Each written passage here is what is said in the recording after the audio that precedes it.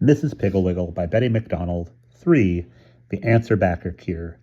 At 3 o'clock in the afternoon, Mrs. O'Toole put a peanut butter sandwich and a nice cool glass of milk on the kitchen table for her little girl when she came home from school. Pretty soon the front door slammed, then it bounced Mary, her red braids, and in bounced Mary, her red braids switching like little ponytails. Her mother said, "How was school, darling?" Mary said as she gulped her milk and took a large bite of sandwich. "Well, this afternoon," Mrs. Crabtree said, "Mary O'Toole will stay in at recess and put the paint boxes away." And I said, Mary took another gulp of the milk, "You're the teacher here, Miss Crabtree. Why don't you put away the paint boxes and let me go out and play?" Everybody in the whole room laughed, but mean old Miss Crabtree, she sent me into the cloakroom. Mary took another large bite and looked up at her mother expectantly to see if she would appreciate how smart she was. However, her mother said, "That was a very rude thing for you to do, Mary, and I'm ashamed of you. When you finish your sandwich and milk, you had better go up to your room and stay until dinner. You can concentrate on how rude you were to nice Miss Crabtree." Mary pulled her mouth down at the corners, squinted up her pretty brown eyes, and said, "Why should I?" She kept her mouth pulled down and blinked her eyes rapidly in a most disagreeable way. Mrs. O'Toole was dumbfounded. Never had her Mary acted in this horrid way before. She said quietly, "You should, because I tell you to. Now scat." Mary walked slowly out of the kitchen, switching her skirt and her braids and managing to look impudent even from the back. When she reached the top of the stairs, she called down to her mother, "I'm going because I want to, but not because you tell me to," then dashed into her room and banged the door. That night at dinner, Mary was quite normal, but after dinner her daddy said, "Scoot the dishes off the table, Wian. Your mammy's tired." And his dear little Wian, instead of jumping up and doing what she was told, pulled her mouth down until she looked like a sad jack-o'-lantern, squinted up her eyes and said, "I'll do it because I want to, but not because you tell me to. Anyway, you eat here. Why don't you clear the table?" She blinked her eyes rapidly. Her father looked as though he might be going to give her a spanking, but then he noticed that it was time for the news, so instead he went into his study, turned on the radio, and lit his pipe. Mary did clear off the table, and she dried the dishes, but she kept blinking her eyes and muttering. The next morning her mother said, "Please hurry with your breakfast, Mary. The children are waiting, and you'll make them late for school." Mary pulled her mouth down and began blinking. She said, "I'm the one that's eating this breakfast, madam." She pronounced it madam. Mary's mother sighed and said, "If you only knew how unattractive you look when you talk like that, you would stop right now." Mary mumbled something into her mush, then grabbed her sweater and slammed out the front door. Mrs. O'Toole went to the telephone and called her friend, Mrs. Ragbag. She said, "Hello, Mrs. Ragbag. Have you noticed any change in Calliope lately?" Mrs. Ragbag said, "Well, no, I can't say I have, Mrs. O'Toole. She seems to be studying hard in school, and she eats and sleeps well. Have you noticed anything wrong with her?" Mrs. O'Toole said, "No, it is not Calliope I'm worried about. It is Mary. Yesterday afternoon she came home from school, and she seemed perfectly normal, and she looked all right, but she told me how very impudent she had been in school. I punished her, of course. In fact, I sent her to her room to stay until dinner, but she was impudent to me. She was rude to her father, too. I just cannot understand it. I thought perhaps all the children were acting this way." She pulls down her mouth, squints up her eyes, and blinks. "She looks hideous," Mrs. Ragbag said. "Oh, I'm sorry, Mrs. O'Toole, because Mary has always been such a dear little girl. I don't know what to suggest. Why don't you call Mrs. Keystop? You know what a problem her little Chucky is. She should have some ideas." Mrs. O'Toole said, "Thank you very much, Mrs. Ragbag. I'll call Mrs. Keystop right away." So she called Mrs. Keystop, but she wasn't at home, and the maid, Nora, answered the phone. Nora said, "Sure, Mrs. Keystop ain't home, Mrs. O'Toole. But how is that dear little Mary, the one with the beautiful braids?" Mrs. O'Toole said, "Oh, Nora, that is just why I called. Mary has suddenly become so impudent. She answers back, and she pulls her mouth down and squints up her eyes and blinks. She started yesterday, and I'm so upset. I called to ask Mrs. Keystop if she had ever had similar trouble with Chucky." Nora said, "Sure, and there ain't any trouble she hasn't had with Chucky. He's so rude and he talks back himself. But I'm thinking you'd best call Mrs. Piggle-Wiggle. That little woman has forgotten more about children than we'll ever know. She even taught Hubert Prentice to pick up his toys. Now there's a spoiled child. Mrs. O'Toole said, "Oh, thank you so much, Nora. I should have thought of Mrs. Piggle-Wiggle in the first place.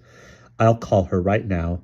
Mrs. O'Toole called Mrs. Piggle-Wiggle and said, "Oh, Mrs. Piggle-Wiggle, I am so worried about my little girl Mary." Mrs. Piggle-Wiggle said, "I know Mary. She has such beautiful red hair and such lovely brown eyes." Mrs. O'Toole said, "Well, she still has the hair anyway, but her eyes don't look pretty anymore. She squints them up, pulls down her mouth, and then blinks."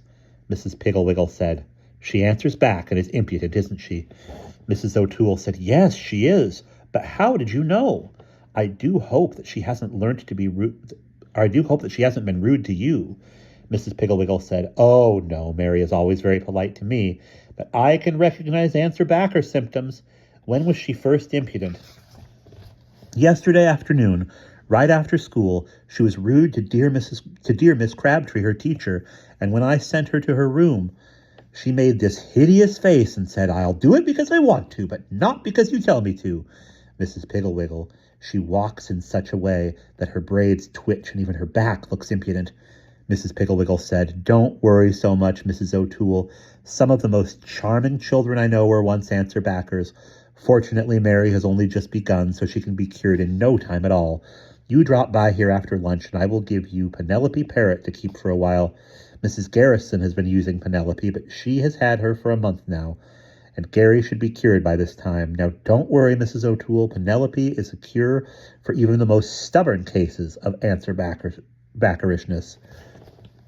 Mrs. O'Toole hung up the phone, and she felt much better.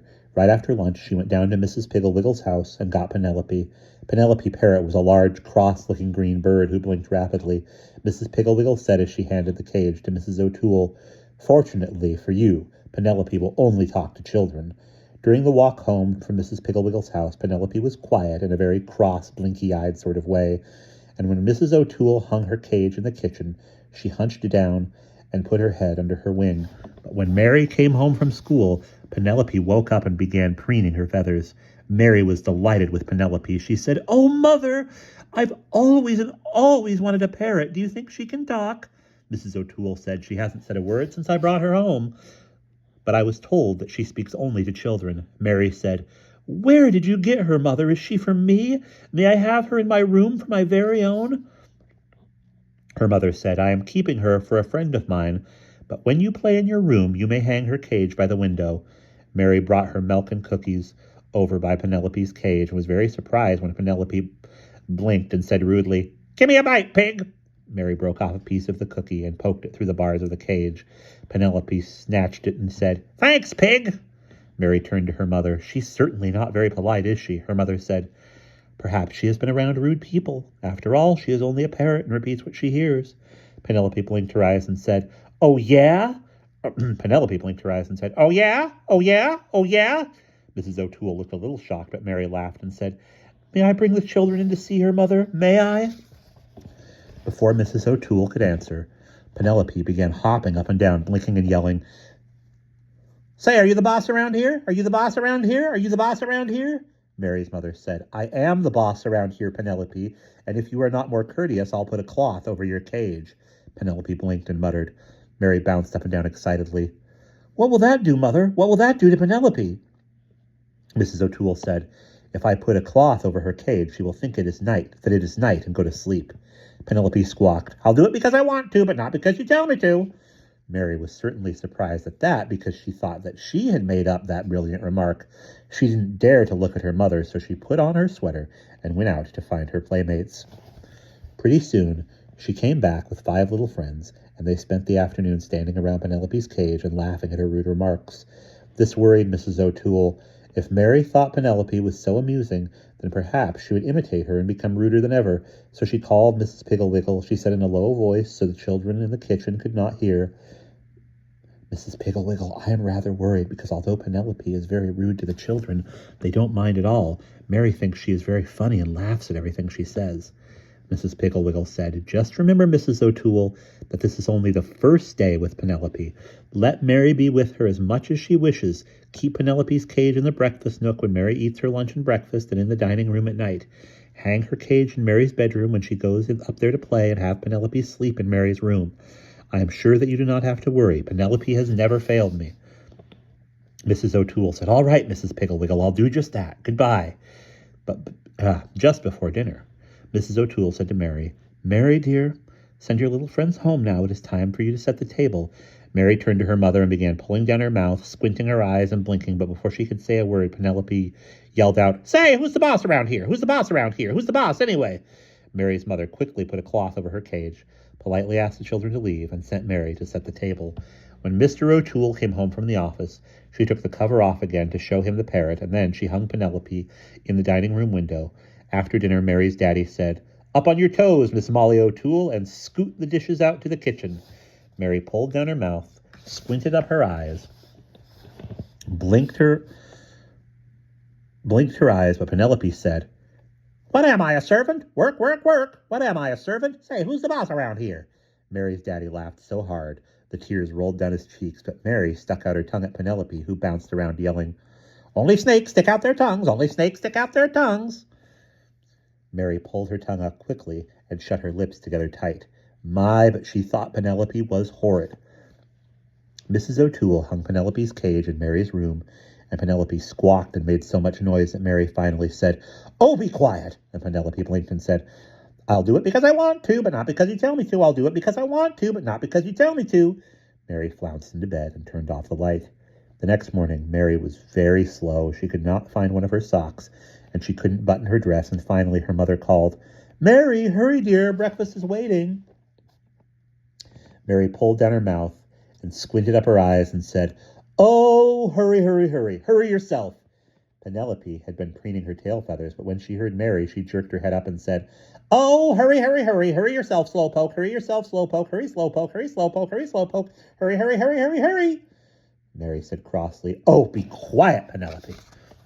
Penelope said, "I'll do it because I want to, but not because you tell me to. Say, who's the boss around here? Oh, yeah? Oh, yeah? Oh, yeah?" Mary ran downstairs and sat down to breakfast, leaving Penelope still shouting, but Mrs. O'Toole ran upstairs and got Penelope and hung her cage by the kitchen window. When the children called for Mary, and Mrs. O'Toole said, "Hurry, dear, you'll make your friends late for school," Mary pulled down her mouth and squinted up her eyes and blinked, but before she could say a word, Penelope squawked, "I'm the one who's eating this breakfast, madam. Hurry, hurry, hurry. That's what I hear. That's all I hear. Hurry yourself, slowpoke." Mary was ashamed to look at her mother, so she rushed off without kissing her goodbye. Penelope yelled after her, "Hurry, slowpoke, bell's ringing, bell's ringing." When Mary came home from school that afternoon, she kissed her mother and said, "Mother, I apologized to Miss Crabtree today, and she said that next week I may be monitor for the scissors." Penelope yelled, "Who said so? Who said so? Who said so? Who's the boss? Who's the boss?" Mary turned to Penelope and said, "You are a very rude bird. If you don't hush right now, I'll put the cloth over your cage." Penelope blinked and said, "Hush, hush, hush. That's all I hear. I'll do it because I want to, but not because you tell me to. I'll do it because I want to, but not because you tell me to. Who's the boss around here anyway?" Mary's mother said, "I am the boss, and I think it's time you went home, Penelope. Mary, would you like to return Penelope to Mrs. Piggle-Wiggle?" Mary said, "Oh, yes, Mother, and may I stay and play?" Mrs. O'Toole said, "I think you had better come home and practice. Your music lesson is tomorrow, you know." Mary started to draw down her mouth, squint up her eyes, and blink, but she suddenly looked at Penelope, and so she turned up her mouth, opened her eyes, and smiled, and said, "All right, Mother, I'll come home after I return that rude Penelope." And that is the end of chapter 3.